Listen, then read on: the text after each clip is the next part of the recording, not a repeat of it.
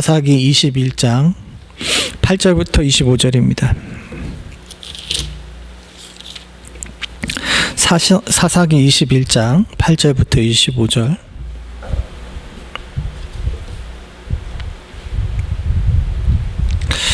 한 절씩 교독하겠습니다. 제가 먼저 8절 봅니다. 또 이르되 이스라엘 지파 중 미스바에 올라와서 여호와께 이르지 아니한 자가 누구냐 하고 본즉 야베스 길르앗에서는 한 사람도 진영에 이르러 총회에 참석하지 아니하였으니 백성을 계수할 때 야베스 길르앗 또 거기 없음을 보았으나 회중이 큰 용사 12,000명을 그리로 보내며 그들에게 명령하여 이르되 가서 야베스 길르앗 주민과 부녀와 어린아이를 칼날로 치라.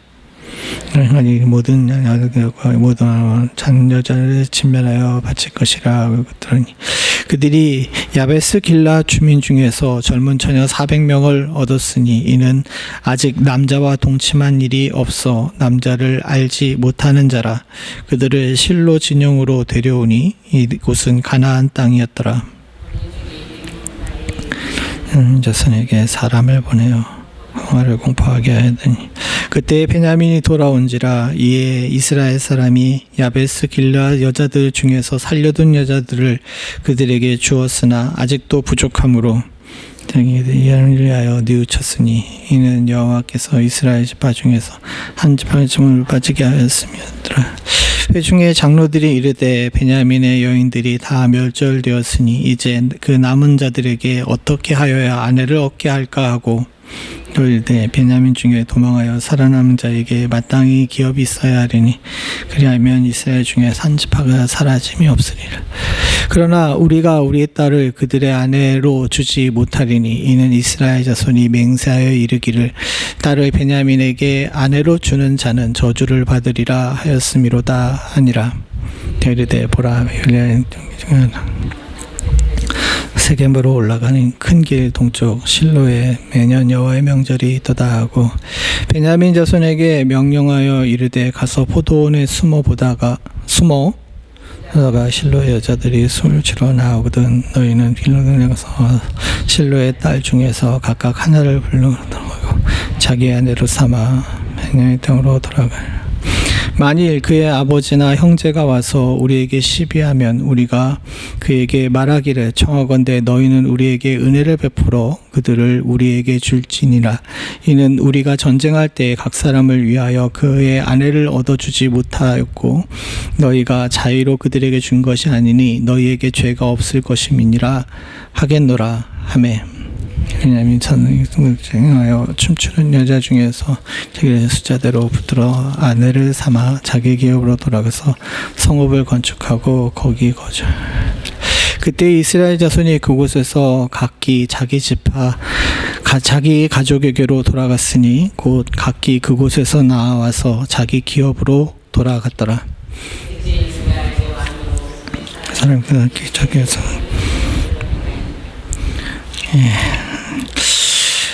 오늘 이 본문을 통하여서 사사기는 마치게 됩니다. 이 마지막 부분이 그렇게 썩 좋게 끝나지 않죠. 성경도 보게 되게 되면 좋게 끝나는 성경이 있지만 또 나쁘게 끝나는 성경도 있습니다. 이 좋게 끝나다 나쁘게 끝나다도 제 주관적인 감정이긴 하지만 어쨌든 성경에서 보게 되게 되면 열왕기 상하나 역대 상하 또 사사기 같은 역사서들은 대체적으로 보게 되면 끝이 그렇게 썩 좋은 편은 아니에요. 왜냐하게 되면 인간의 역사 자체가 참 안타깝게도 그렇게 썩 좋은 방향으로 흐르는 경우가 없기 때문에 그렇습니다. 하나님 앞에 바로 서고 온전하게 시작됐다 할지라도 마지막에 끝에 가 보게 되게 되면 여러모로 망가지는 모습을 보일 수밖에 없죠. 그래서 항상 우리는 개혁해야 됩니다. 그래서 우리 교회 같은 이 장로교나 감리교 같은 교회를 이제 개혁교회라고도 하는데 그 개혁이 한다는 것은 뭐냐면 천주교로부터 개혁해서 나왔다고 이제 개혁교회 프로테스탄트라고 얘기하는 것이 아니라 그 개혁이 단회적으로 끝나는 것이 아니라 지속적으로 우리의 삶에서 계속해서 개혁하고 스스로를 다시 돌아보고 겸비하고 회개하고 돌이키는 일들을 계속해야 되기 때문에 이름 자체에 개혁교회가 있는 거예요. 근데 안타깝게도 우리가 사실은 그러지가 못하잖아요. 왜 그러냐 하게 되면 인간이라는 이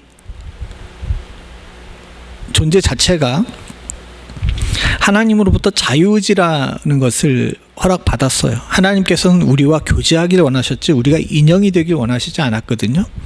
인간은 그 자유의지를 가지고 하나님과 함께 교제하며 교통하며 아름답게 살아야 되는데 에덴 동산 이후로 이 자유의지 안에 죄가 스며들었습니다. 그러다 보니까 우리의 자유의지가 좋게 작동해가지고 하나님과 좋은 관계를 맺는 경우도 있지만 대부분의 경우에 대체적으로 성경에 나온 대로 인간은 그 계획하고 생각하는 모든 것들이 악하다 그랬잖아요.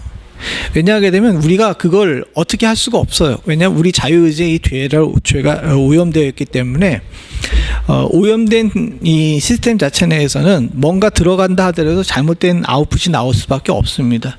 그러니까 오염된 데이터를 우리들이 가지고 있고 그 데이터로 살고 있기 때문에 아무리 우리가 선한 의도를 가지고 있다 할지라도 우리의 손끝이 결코 좋은 방향으로 가지 않고 만약에 내가 선한 의도를 가지고 끝까지 선하게 행한다 할지라도 옆에 있는 다른 사람들이 내 선한 의도를 갖다가 악하게 변질시키는 경우도 많이 있어요.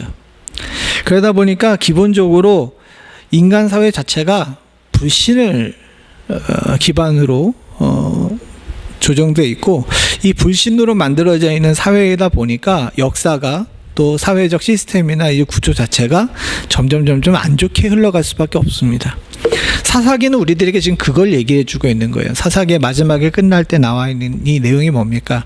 그때 이스라엘이 왕이 없었으므로 사람들이 각기 소견에 옳은 대로 행하였다라고 얘기를 하는데 이 옳은 대로 소견에 옳은 대로 행한 것이 소견이 옳다는 얘기가 나왔잖아요. 저기가 자기 소견에 옳은 대로라고 그랬으니까 기준이 없이 스스로의 악한 판단으로 악한 자유의지를 판단으로 자신의 정의로 행동했다는 거예요. 근데 생각을 해보십시오. 인간이 자기의 정의로 행동한 사회 자체가 지금 어떻게 됩니까? 엉망진창이죠. 그러니까 사사기에서 말씀하고 있는 건 핵심 중에 하나가 뭐냐 하게 되게 되면 인간은 자기가 만든 질서와 기준으로는 결코 온전한 사회를 구성할 수 없다는 겁니다. 그렇기 때문에 우리들에게 뭐가 필요하냐? 하나님께서 주신 하나님의 말씀으로 만든 기준이 필요한 거예요. 뭐 죄송한 얘기지만 간단하게 얘기해서 하나님께서 율법의 여러 가지 모양으로 얘기를 하시는데 그 중에서 동성애에 관한 이야기들이나 근친상간에 관한 이야기들이 있습니다. 그래서 분명히 거기에 하나님께서 기준을 주셨어요. 예를 들어 가지고 한 자매를 취하지 말 것, 이모나 고모를 취하지 말 것, 또는 이제 그 뭐라 그래야 될까요? 사촌 이내에 이 자녀들과 이제 통혼하지 말 것에 관한 이야기들을 해놨습니다. 근데 잘 보게 되게 되면 그리고 동성애에 관한 것도 분명히 얘기를 하셨고요. 잘 보게 되면 인간은 시대와 사회에 따라 가지고 이 기준을 자기 마음대로 이제 옮겨와요. 이렇게 갔다 저렇게 갔다 합니다. 예를 들어서 한국 사회 같은 경우는 동성동본 결혼이 안 되죠. 굉장히 그거는 특이한 케이스랍니다. 저도 이제 오늘 결혼에 관한 이야기들이 나와가지고 그거 찾아보다가 했는데 일본 같은 경우는 사촌까지도 결혼이 된다네요. 그게 그냥 뭐 아주 오래전서부터 그렇게 됐대요. 그런데 우리나라 같은 경우는 아예 같은 본이면 결혼도 못하게 할 정도로 했기 때문에 한국 사람들이 이걸 잘 못 느끼는데 대체적으로 전 세계 거의 모든 나라들이 일본과 비슷한 기준에 있답니다. 그래서 저 중동도 마찬가지고 또 유럽도 그렇고 이제 뭐 나라에 따라 가지고 6촌 내지는 4촌까지 이렇게 되어 있다고 얘기를 해요. 근데 왜 그렇게 됐냐 하게 되면 원래 이 성경의 법들도 다 만들었는데 시대에 따라서 이렇게 이게 옮겨가는 겁니다. 동성애에 관한 것도 그래요. 동성애에 관한 것도 예전 같은 경우는 그게 절대로 안 된다 했지만 지금은 절대로 안 된다는 나라가 거의 없잖아요. 왜 이런 일이 생기느냐 하게 되면은 여기 나와 있는 이 구절이 우리들에게 세상을 바라보는 우리의 시각에 대해서 생각을 해보는 겁니다. 지금 시대의 사람들은 그게 소견에 볼 때 옳은 거예요. 그러니까 저것까지는 가치 중립적인 겁니다. 그런데 그 일로 만든 사회가 망가지는 것도 또 누가 책임을 져야 돼요? 자유의지를 가지고 있는 우리가 책임을 져야 되는 거죠. 하나님께서는 분명히 기준을 마련해 놨어요. 기준을 마련해 놓고 이 기준대로 살게 되면 우리가 복을 받는다라고 주님께서 성경에 분명히 약속하셨고, 이것이 성경의 말씀의 핵심입니다. 그런데 문제는 뭐냐 하게 되면 이 성경을 가지고 있음에도 불구하고 사람들은 기본적으로 자기 소견에 옳은 대로 생각하는 것이 익숙한 겁니다. 그리고 그렇게 살았을 때에 겪게 되는 이 책임도 우리가 져야 되는 것들을 분명히 알아야 돼요. 좀 더 이제 구체적으로 들어가 보게 되게 되면 이 마지막까지 이스라엘 사람들이 자기 소견에 옳은 대로 사는 방법들에 대한 우리들의 모습을 보게 됩니다. 이스라엘 사람들이 가나안 사람들, 베냐민 사람들을 다 죽였어요. 하나님께서 그들을 너희 손에 주리라, 이렇게 제가 지난주에도 말씀드렸지만 너희 손에 넘겨주리라라고 이야기하셨는데, 이것이 붙여준다는 이야기보다는 좀 더 소극적인 의미에서 그들의 처분을 너희들에게 맡기겠다라는 그런 의미로 했는데, 이스라엘 사람들이 어떻게 했습니까? 굉장히 잔인하게 대했죠.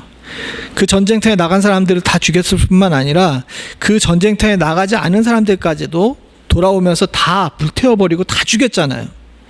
그래서 결국은 베냐민 사람이라는 사람들이, 베냐민이라는 이름을 가진 사람들이, 남아있는 사람들이 몇 명 남았냐면 600명밖에 안 남았어요.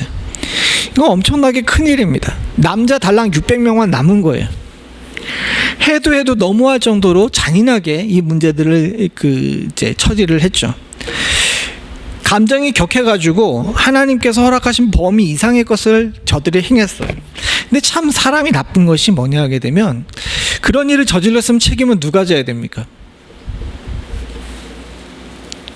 뭐 조금밖에 안 나오셔서 대답을 안 하는 겁니까? 대답할 말이 없는 겁니까? 그런 일을 저지르게 되면은 누가 책임을 져야 돼요?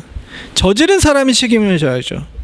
저들이 감정이 치우쳐가지고 너무 격하게, 너무 과하게 이 문제를 처리를 했으면은 자기들이 그 책임을 져야 됩니다. 근데 오늘 본문을 보게 되게 되면 이 사람들이 자기가 책임을 짓는 것 같으면서도 묘하게 책임을 안 지는 아주 희한한 모습을 취하게 됩니다.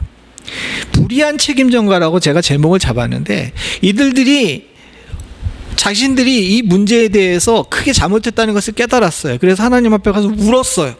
울었는데 하나님께서 대답을 해요, 안 해요? 지난주에 1절부터 7절에 나와 있는데 이 사람들이 가서 막 울었잖아요. 큰 소리를 2절에 보기에는 백성이 베델에 이르러서, 거기서 여기 베델에 이르렀다는 것 자체는 하나님의 성막 앞에 이르렀다는 겁니다. 성막 앞에 이르러가지고 저녁에 하나님 앞에서 큰 소리로 울었어요. 근데 울면은 원래 이렇게 울면서 기도하게 되면 하나님께서 전에 앞에 나온 것처럼 응답을 해주셔야 되잖아요. 근데 응답을 해주세요, 안 해주세요? 안 해주시는 거예요. 왜? 니들이 저지른 일이니까 니들이 책임지라 라는 거죠. 뭔 얘기인지 아시겠죠?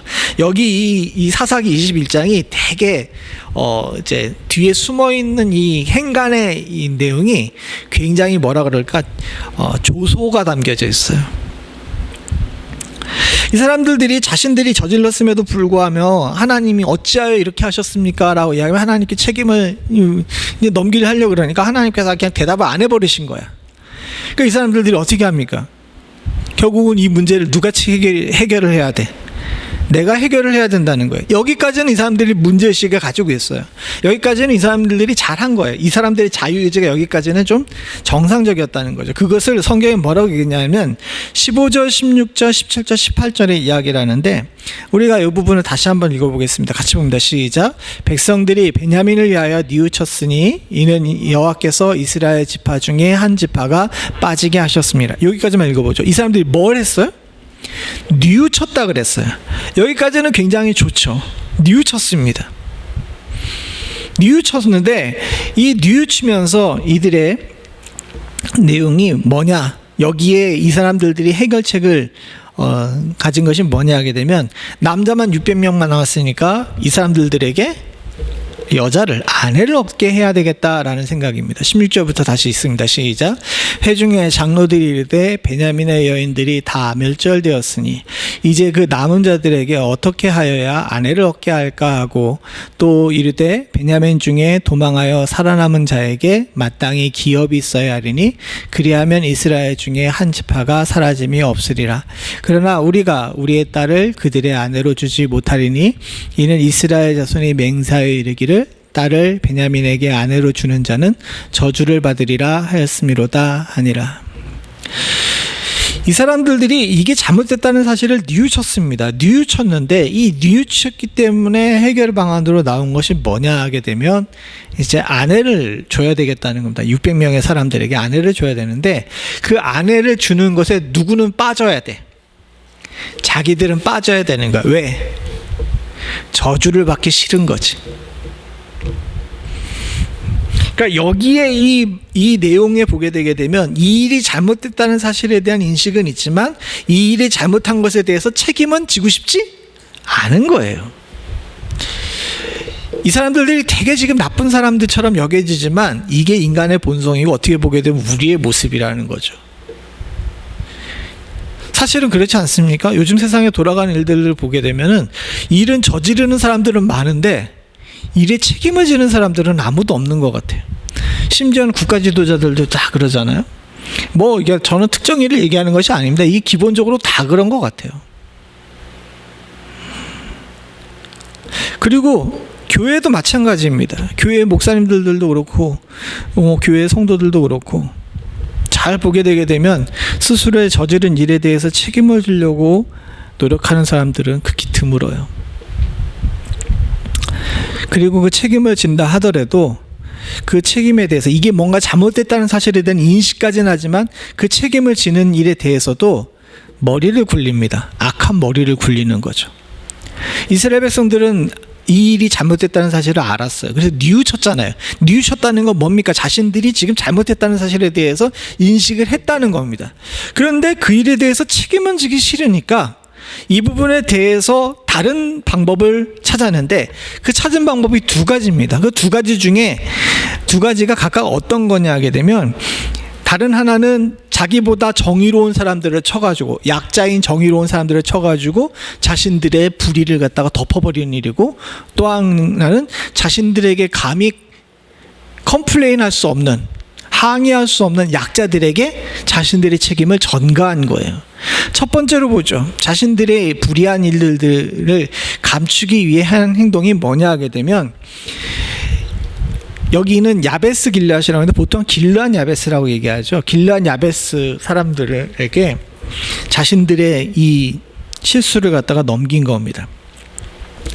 이스라엘 자손들이 미스바에 올라와 가지고 여호와의 이르지 아니한 자가 누구냐고 점고를 해봤어요. 이 사람들이 이제 다 모이라 그러는데 안 모인 사람들을 찾은 거죠. 미리 여기서 사람들이 얘기하기를 안 모인 사람들에 대해서 벌을 주겠다라고 얘기를 했는데 마침 야베스 길르앗에서 한 사람도 오지 않은 겁니다.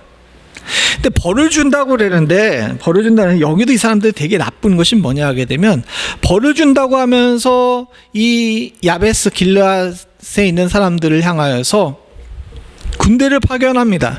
12,000명이나 되는 대군을 파견했죠. 12,000명의 대군을 파견해서 어떻게 했습니까? 거기에서 길르앗 주민들과 부녀와 어린아이를 다 죽였어요. 자신들이 베냐민 지파에게 했던 일과 똑같은 일을 갖다가 자신들의 잘못을 덮기 위해서 또 야베스 길르앗 사람들에게 한 겁니다. 생각을 해보십시오. 지금 이 야베스 길르앗 사람들이 왜 안 보냈을까를 잘 생각해 보게 되면 여기 이 이스라엘 사람들이 베냐민 지파를 처리하는 일이 정의로웠어요? 불의했어요? 예? 불의했죠. 불의한 일에 참여하지 않은 사람들입니다. 어떻게 보게 되면 야, 저희 일을 저렇게 처리하냐 하고서 거기에 동의하지 않은 사람이에요. 전체적으로 볼 때는 이 야베스 길르앗 사람들이 제가 여기 성경에 나와 있지 않으니까 이 사람이 정의롭다 정의롭지 않다 이렇게 판단할 수 없지만 자신들의 불의에 동참하지 않은 거죠. 근데 사람이 인간들이 굉장히 이상한 것이 뭐냐 하게 되면 역사들을 보면 되지만 나쁜 일을 할 때 동조하지 않는 사람들이 희생자가 돼요. 역사를 잘 보게 되면 동서양이 다 그랬습니다. 나쁜 짓을 할 때 여기 있는 우리 6명 지금 있어요. 6명인데 우리가 모의해가지고 6명이 다 이제 나쁜 짓을 하기로 했는데 저기 계신 현 집사님이 혼자 나는 그러면서 빠져요. 그럼 누가 제일 나쁜 사람이 된 거예요? 예? 그렇죠. 동의하지 않은 사람이 나쁜 사람이 되는 거예요. 이 이스라엘 사람들이 자신들이 저지른 일들이 뉘우칠 만한 일들이라는 사실을 분명히 알고 있는데 거기에 함께하지 않은 야베스 길르앗 사람들이 어떻게 보게 되면은 가장 선한 사람들이에요. 그리고 생각을 해보십시오. 자기들이 모여서 이렇게 베냐민 지파들에게 아내를 주지 않으면 저주를 받을 것이라고 얘기를 했는데 거기에 동참하지 않은 사람들이 있으니까 그냥 사신을 보내가지고 우리의 사정이 여차여차하니까 니네 처녀들을 좀 베냐민 지파 사람들과 결혼시켜 주라라고 이야기하면 되잖아요. 근데 이 사람들이 일처리 방법이 어떻습니까? 가지고 다 죽이고 처녀들만 달랑 400명, 젊은 처녀들만 달랑 400명 살려가지고 와가지고 베냐민 지파들에게 던져줬어요.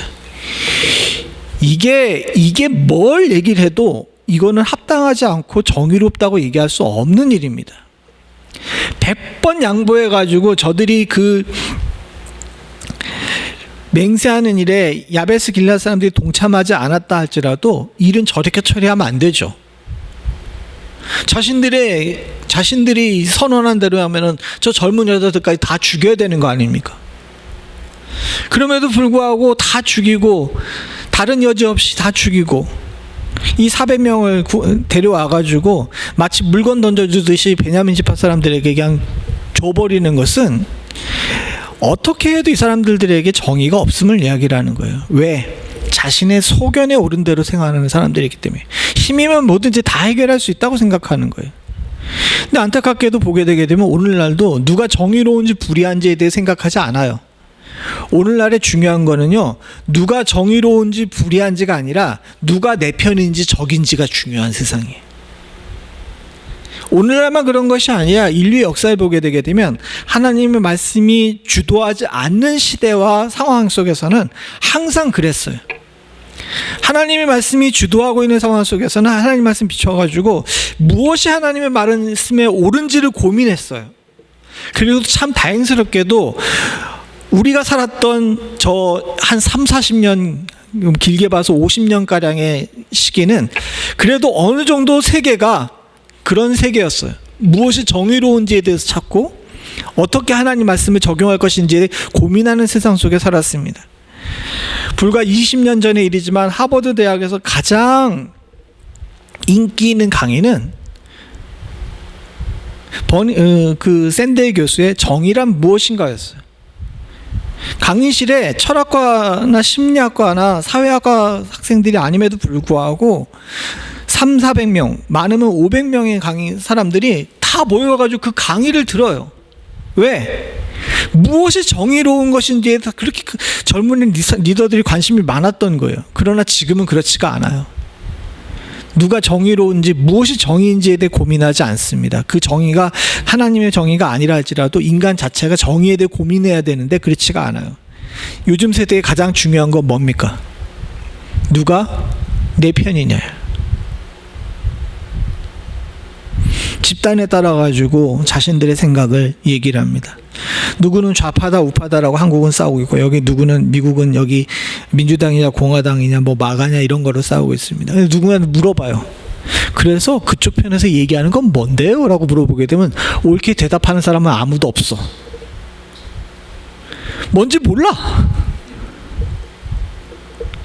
마이크 대고 물어봐요. 민주당 지지자든지 공화당 지지자든지 기자들이 가가지고 그 당을 왜 뭘 지지하고 있고 저 사람들하고 왜 싸웁니까? 라고 물어보면 옳게 대답하는 사람이 없는 거야. 한국도 마찬가지예요. 한국 사람들 기본적으로 똑똑하고 그렇게 교육을 많이 받는데도 불구하고 다 같이 자기네 편이라고 이야기를 하면서 가가지고 물어봅니다. 그래서 그게 뭔데요? 라고 물어보게 되면 대답을 제대로 하는 사람들이 없어. 그냥 어떻게 하다 보니까 내가 이쪽 편에 섰으면 저 반대편에 선 사람들은 다 어떤 사람들이에요? 예? 그냥 단순히 적이 아니야. 다 죽여버려야 돼. 세상이 희한해졌죠. 왜 그랬습니까? 여기 나온 대로 자기 소견에 옳은 대로 살기 때문에 그렇습니다. 여기 지금 이스라엘 사람들이 길르앗 야베스 사람들을 대해서 행한 것도 마찬가지예요. 저 사람들이 정의로운 사람들이라는 사실이 꽃가웠겠죠. 내 편이 아니라는 생각 때문에 함부로 대합니다. 그리고 저들이 처리하는 방법들은 피로 쓴 일이고 원한을 가슴에 새기는 일이에요. 생각해 보십시오. 저 400명의 사람들이 저들의 마음속에 어떤 마음을 품고 베냐민 지파 사람들과 결혼해서 애를 낳고 그 마음속에 새겼겠습니까? 생각을 해보세요. 저 400명의 사람들이 정신적으로 정서적으로 올바랐을까요? 아니죠. 그래서 이스라엘 역사 이후에 쭉 보게 되게 되면 베냐민 지파 사람들이 그래가지고 항상 자기들과 이스라엘 사람들을 구분합니다. 그래서 뒤에도 보게 되면 열왕기와 역대기를 보게 되게 되면 인구조사할 때도 다른 사람들 숫자는 다 이렇게 통틀어서 얘기하고 베냐민 지파 사람들은 항상 숫자를 따로 계산해요. 왜? 저 사람들에게 있어서는 이제 공동체라는 생각이 없었겠지. 저 400명의 사람들이 애를 낳고 키는 생각을 해봐요. 그러면서 엄마의 과거 이야기 안 했을까요? 저거는 문제를 해결하는 방법이 아닙니다. 더 크고 아픈 일들을 만드는 거죠. 그리고 이게 이때만 있었던 일이 아니라 지금도 역사를 보게 되면 많은 곳에서 이런 일들이 벌어지게 됩니다. 간단한 예로 팔레스타인과 이스라엘 싸움도 마찬가지죠. 저는 참 안타까운 것이 두 민족이 서로 싸우는데 그 민족이 싸우게 된 원인은 누가 제공했는지 아십니까? 역사를 한번 찾아보세요. 두 민족이 스스로의 문제를 그렇게 처리하려고 처음 시작했던 것이 아니라 그 일에 환경을 조성하고 그 일을 뒤에서 조성한 사람들은 다른 사람들이에요. 다른 제국주의자들이었습니다. 그리고 안타깝게도 한번 피를 보기 시작하니까 그 다음에 멈추질 않아요. 근데 이 사람들이 지금 행동한 것이 그렇잖아요. 그리고 주님께서는 그 일에 대해서 하나님께서는 뭐라고 성경에 딱 박아놨냐면 각기 소견에 옳은 대로 행하기 때문에 그렇게 됐다는 겁니다. 사랑하는 성도님들, 우리도 이 조심해야 됩니다. 우리도 우리 소견에 옳은 대로 행동해가지고 무엇이 정인지에 관심이 없고 그저 내 편이 아니라고 해가지고 함부로 칼을 휘두르게 되게 되면, 제가 지금 큰 정치 이야기나 막 이런 얘기, 역사 이야기를 한 거는 여러분들에게 마음에 상처를 주지 않기 위해서 그렇게 큰 얘기를 한 거지, 실제로 우리의 삶에도 그래요. 삶에서도 보게 되면 자꾸 편을 나누잖아요. 편 나누지 마시기 바랍니다. 판단하지 말라는 이야기가 편 나누지 말라는 이야기입니다. 주님께서 얘기하시는 핵심은 뭐냐? 무엇이 정의인지에 대해 관심을 가지라는 거예요. 그것이 자기 소견에 휘둘려가지고 엉뚱한 대로 우리의 삶을 인도하지 않게끔 만드는 아주 중요한 방향을 잡는 키라는 사실을 우리는 잊지 않아야 될 줄로 믿습니다. 또 한 가지 이들이 문제를 해결하는 방법이 뭐냐 하게 되게 되면, 자신보다 정의로운 사람들을 쳐가지고 내 편이 아니라 그래서 그들을 통하여서 문제를 해결했는데, 600명이 남았는데 400명밖에 못 구했으니까 얼마가 남아요? 200명이 남죠. 참 디테일해. 200명도 꼭 채워줘야 돼. 400명 던졌으면 끝나면 되는데, 이 나머지 200명도 해결해 주겠다고 만든 방법이 뭐냐 하게 되게 되면, 자신들에게 감히 도전하지 못할 사람들, 약한 사람들을 골랐어요. 누구냐 하게 되면 실로 사람들입니다. 이르되 보라, 베델 북쪽, 드보나 남쪽, 베델에서 세겜으로 올라가는 큰 길 동쪽 실로에 매년 여호와의 명절이 있도다 하고, 이 실로에 사는 사람들은 주로 어떤 사람들이겠습니까? 레위인들이었어요. 저기 레위인들의 성읍이었거든요. 레위인들은 이미 흩어져 있기 때문에 이제 감히 누군가에게 가가지고 군대를 조직할 수 없습니다. 군대 숫자에도 보게 되면 레위인들 숫자는 빠지죠. 그 얘기는 뭡니까? 레위인들 자체가 이미 무력이 없는 거예요. 그리고 이 사람들은 매년 여호와의 명절이 있도다라고 얘기하면 명절을 지키는 사람들이에요. 하나님 말씀대로 살려고 그러는 사람들이에요. 참 안타까운 이야기인데, 하나님 말씀대로 살려고 그러는 사람들이 대체적으로 어느 시대나 힘이 없어. 그러니까 이 사람들에게 꾀를 줍니다. 베냐민 자손들에게 명령하여 이르되 가서 포도원에 숨어가지고 실로의 여자들, 이 레위인 여자들이 춤추러 나오거든. 너희는 포도원에 나와서 실로의 딸들 중에서 각각 하나를 붙들어 가지고 자기 아내로 삼아 베냐민 땅으로 돌아가라. 약탈혼을 허락한 겁니다. 그리고 나서 더 다음이 웃겨요. 22절에 보게 되면 만일 그의 아버지나 형제가, 이 여자들의 아버지나 형제가 와서 우리에게 시비하면 이거 왜 이렇게 하냐고 얘기하게 되면 우리가 그들에게 말하기를 청하건대 너희는 우리에게 은혜를 베풀어서 그들을 우리에게 줄지니라 라고 이야기를 하는데, 저게 말은 부드럽게 은혜를 베풀어서 줄지니라 라고 이야기한 거지만 꼬우면 덤비든지 이 얘기예요. 그들이 감히 자기들에게 도전하지 못했다는 걸 잘 알아요. 왜? 도전하니까 베냐민이 싹 진멸했어. 동조하지 않으니까 야베스 길앗 사람들 싹 죽였어. 근데 실로의 아버지 형제들이 와가지고 왜 우리 딸들, 우리 자매들 데려갔냐라고 얘기하면 어떻게 돼요? 또 죽일 거거든. 그러니까 감히 도전하지 못하는 거예요. 우리가 전쟁할 때 각 사람을 위하여 그의 아내를 얻어주지 못하게 하였고 너희가 자의로 그들에게 준 것이 아니니 너희에게 죄가 없을 것임이라 하겠노라 하며 눈 가리고 아웅하겠다는 거지. 사람들이 자기의 소견에 옳은 대로 행하게 되게 되면요, 사회에서 가장 약하고 힘없는 사람들이 당하게 됩니다. 그런 사람들은 주로 능력이 부족하거나 과부나 고아와 같은 자들이에요. 하나님 말씀의 정면으로 배치되죠. 하나님께서는 고아와 과부들을 위해 가지고 추수할 때도 이삭을 떨겨놓고 그들을 향해서 긍휼을 베푸는 것을 가르쳤어요. 근데 여기 이 사람들이 자기 소견에 옳게 사니까 힘 있는 사람들 위주로 사는 거죠. 약한 사람들을 관심이 없어요. 그래서 우리가 분명히 기억해야 되는 것이 있는데, 교회도 그렇고 사회도 그렇고요, 약한 사람에 대해서, 연약한 사람들에 대해서 관심이 없고 우리들이 잘못한 것들 모두 다 그런 쪽으로 돌리게 되게 되면 그 사회와 교회는 병든 거예요. 정상적이지 않죠. 하나님의 법대로 사는 것이 아니라 자기의 소견에 옳은 대로 행하는 겁니다. 예전에 제가 학교에서 다닐 때는 소위 말해서 특수 학교가 없었어요.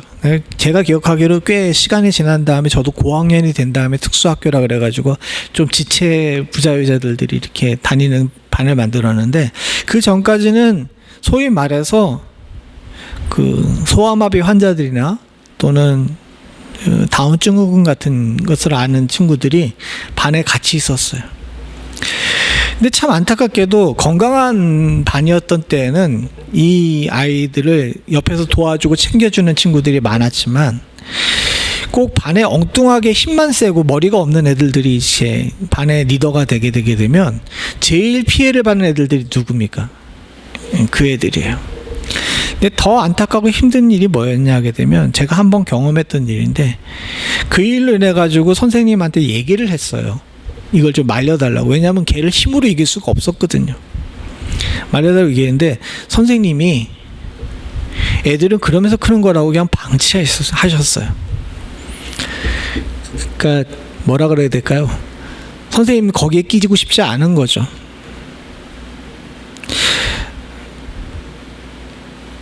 그때는 그거를 좀 그랬습니다. 그냥 뭐 어떻게 저도 더 할 수 있는 일이 없었고, 어린아이니까 그때가 국민학교 3학년인가 4학년인가 제가 정확하게 기억이 안 나는데 굉장히 어렸던 때예요. 저학년 때였는데 제가 더 이상 할 수 있는 일은 없었는데, 시간이 지나면서 잘 생각을 해보니까 그때 선생님이 왜 그랬지라는 것에 대한 고민을 참 많이 하게 돼요.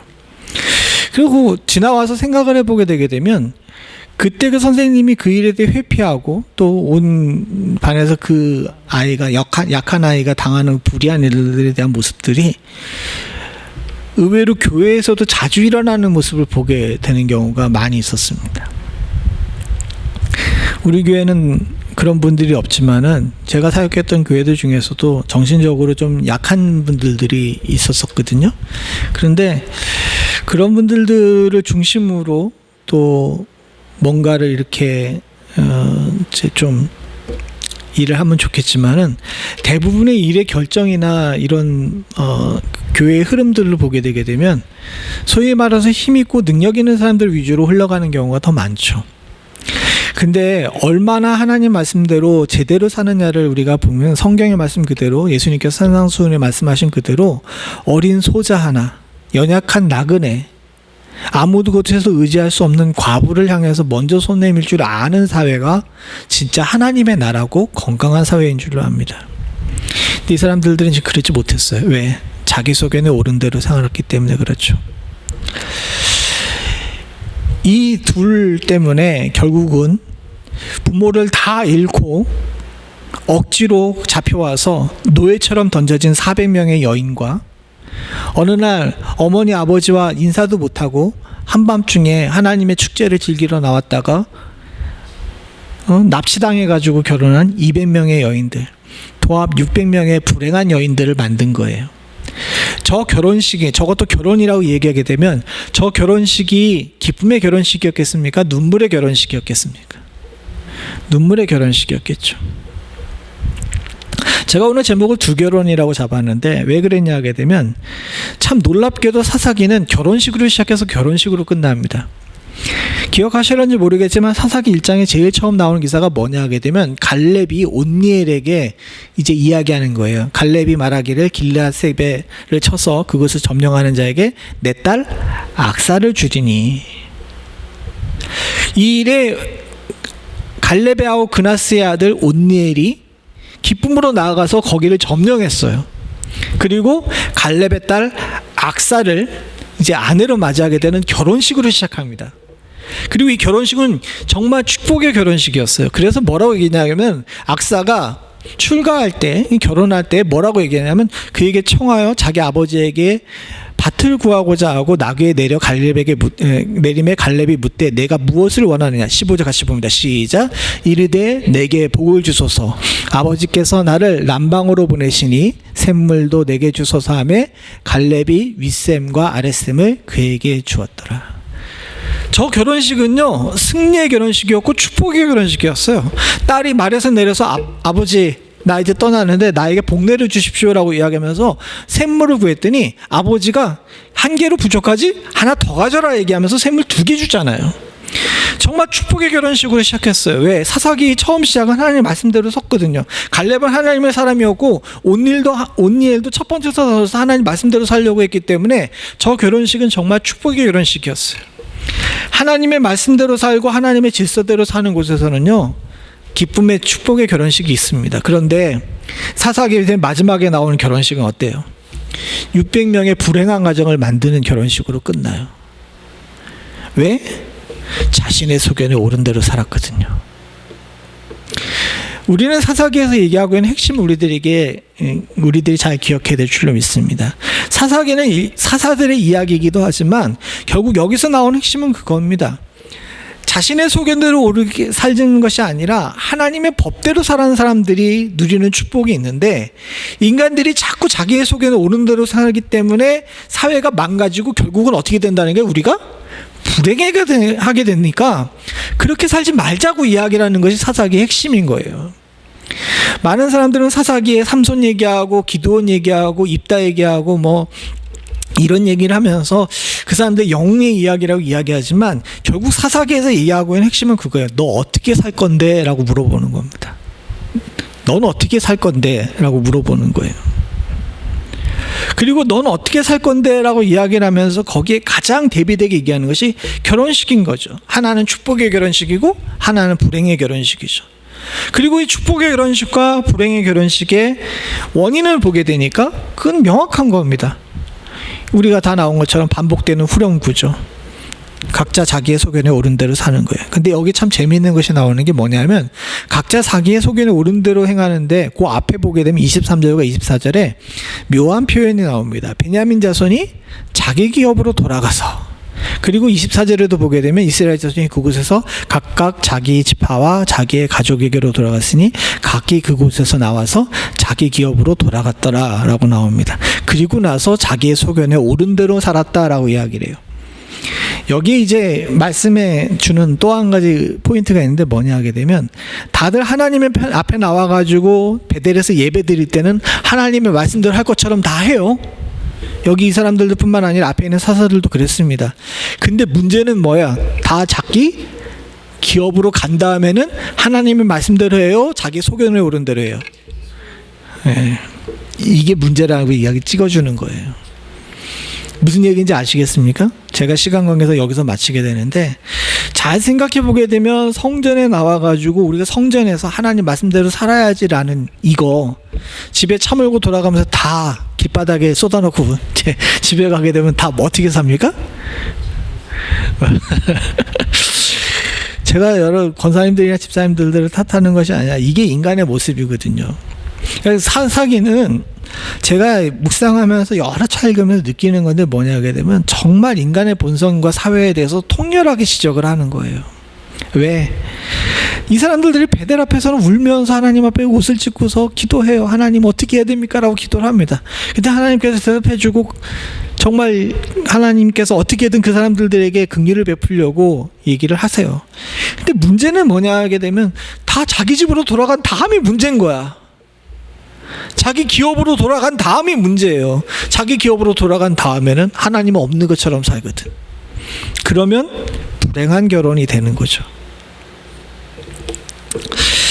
오늘 사사기를 마칩니다. 마침 4월의 마지막 날입니다. 1년에 3분의 1이 벌써 가버렸어요. 우리가 잘 우리의 삶을 돌아볼 수 있는 은혜가 있기를 소원합니다.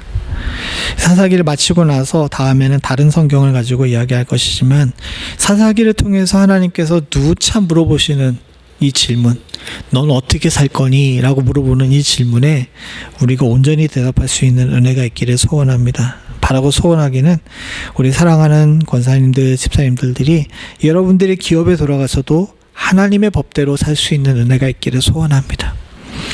우리는 자기의 소견을 내려놓고 너무 강포한 자들이나 너무 자기 이익에 추진한 자들이 아니라, 하나님이시라면, 예수님이시라면 어떻게 하셨을까를 고민할 줄 아는 그런 복된 자들이 되어서 우리의 삶이 정말 온니엘의 결혼처럼 복된 결혼이 될 수 있는, 악사의 결혼처럼 복된 결혼이 될 수 있는 그런 축복이 있기를 간절히 소원합니다. 같이 기도하시겠습니다. 하나님 아버지, 주의 법대로 살며 아름답게 만들어졌던 나라가 사람들이 자기의 각자의 기업에 들어가서 각자의 소견에 오른 대로 삶으로 말미암아 어떻게 망가져가는지를 보며 우리의 삶이 지금 무엇을 기준으로 서 있는지를 다시 한번 돌아보게 됩니다.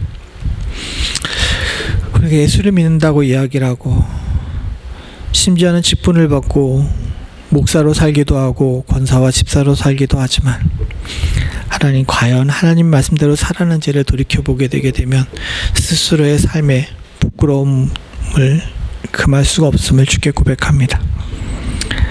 아버지 하나님, 바라고 소원하기는 우리의 소견에 옳은 대로 행하는 자들이 아니라 하나님의 법이 무엇인지를 고민할 줄 아는 자가 될 수 있게 하여 주시고, 네 편 내 편으로 가는 것이 아니라 하나님의 정의가 어디 있는지를 고민할 줄 아는 지혜 있고 깨어있는 성도가 될 수 있는 은혜가 저희들 가운데 있을 수 있도록 주님 도와주시옵소서. 약한 자들을 향해 긍휼을 베풀 줄 아는 건강한 사회, 건강한 교회, 건강한 내가 될 수 있기를 간절히 소원합니다. 어린 소자를 향하여 물 한 드자 대접한 자가 나를 영접한 자라고 이야기를 했는데, 하나님, 우리의 눈에는 바로 눈앞에 어린 소자와 연약한 자들이 지나감에도 불구하고 저들을 보지 않고 외면하는 일들이 더 많음을 고백하며 회개합니다. 아버지 하나님, 우리들의 눈이 예수 닮은 눈 될 수 있도록 주님 도와주시옵고, 하나님의 마음으로 살 수 있는 축복이 저희들 가운데 있게 하여 주시사 우리로 행복한 자 될 수 있는 은혜를 허락하여 주시옵소서. 악사의 복된 결혼이 600명의 눈물의 결혼으로 바뀌는 이 비참한 변화를 우리의 삶에는 만나지 않을 수 있기를, 또 우리가 사는 동안에 이 세상이 그렇게 되지 않기를 간절히 소원합니다. 아버지 하나님, 주여 도와주시사 우리와 우리의 땅을, 또 우리의 나라를 고쳐 주시옵소서. 모든 말씀 예수님의 이름으로 간절히 기도드립니다. 아멘.